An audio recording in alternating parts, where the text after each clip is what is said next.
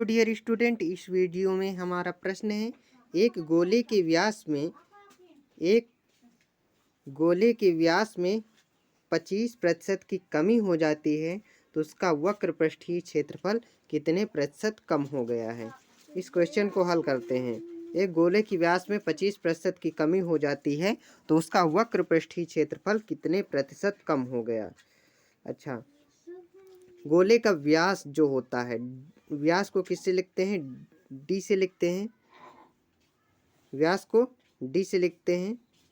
गोले का व्यास को डी से लिखते हैं। डी जो होता है वो 2r होता है, या फिर r की बात करें तो dy/2 होता है। r क्या हो जाएगा? dy/2 हो जाएगा।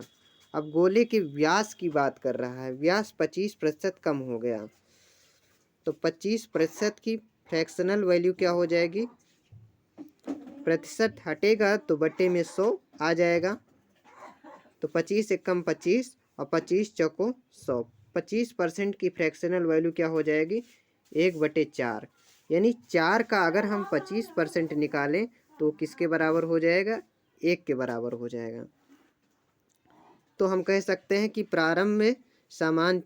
प्रारंभ में गोले की जो व्यास था वो 4 था, अब क्या हो गया? 1 कम हो गया।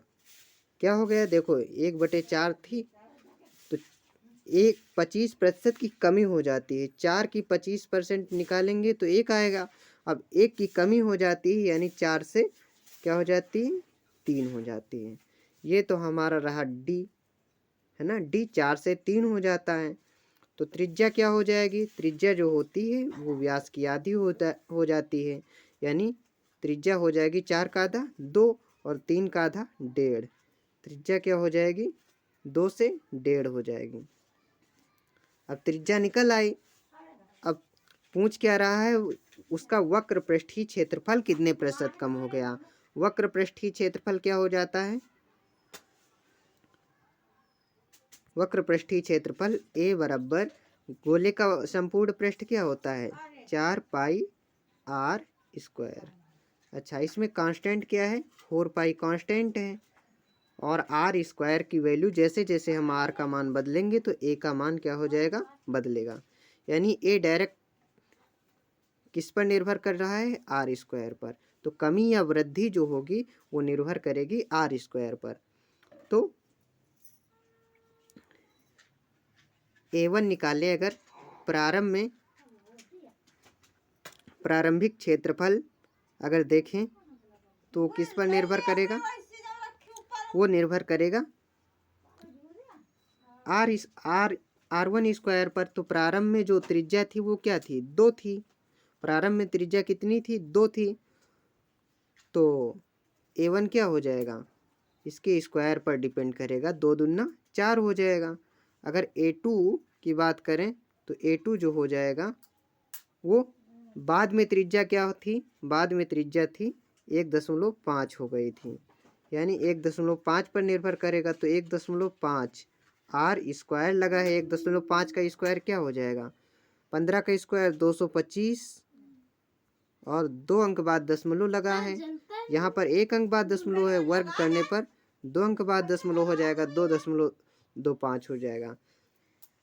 तो देखिए a1 जो था प्रारंभ में 4 था, और फिर 4 से 2.25 हो जाएगा घट के। प्रारंभ में क्या था? 4 था, 4 से क्या हो गया?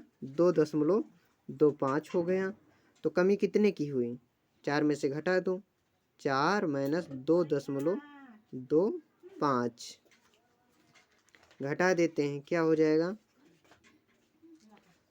10 में से 5 गया 5, बचे 9 में से 2 गया 7, और यहाँ बचेगा 3 में से 2 गया 1। 1.75 की कमी हो जाएगी। कितने पर कमी हुई? 4 पर कमी हुई। 4 पर 1.75 की कमी हुई। तो परसेंटेज कमी निकाल लेंगे। परसेंटेज कमी क्या हो जाएगी? 1.75 की कमी हुई। कितने पर हुई? 4 पर हुई। तो 100 पर कितनी हो जाएगी? 4 से काट दो, 25 चौको 100, 25 से गुणा कर दो, 25 पंचे 125, और 25 सत्ते 175, 175 और हासिल 12 लगा था।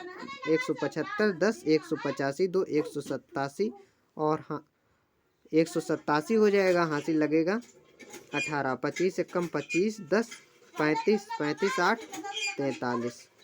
कितने अंक बाद दशमलव है? 2 अंक बाद दशमलव है। तो राइट आंसर क्या हो गया? 43.75%। तो हमारा उत्तर क्या हो गया? 43.75%। ये तो मैंने फ्रैक्शन मान के बनाया, भिन्न मान के बनाया। अगर आप लोग चाहते हैं कि इसे एक्स मान के कैसे सॉल्व किया जाए तो कमेंट करके अवश्य बताइएगा।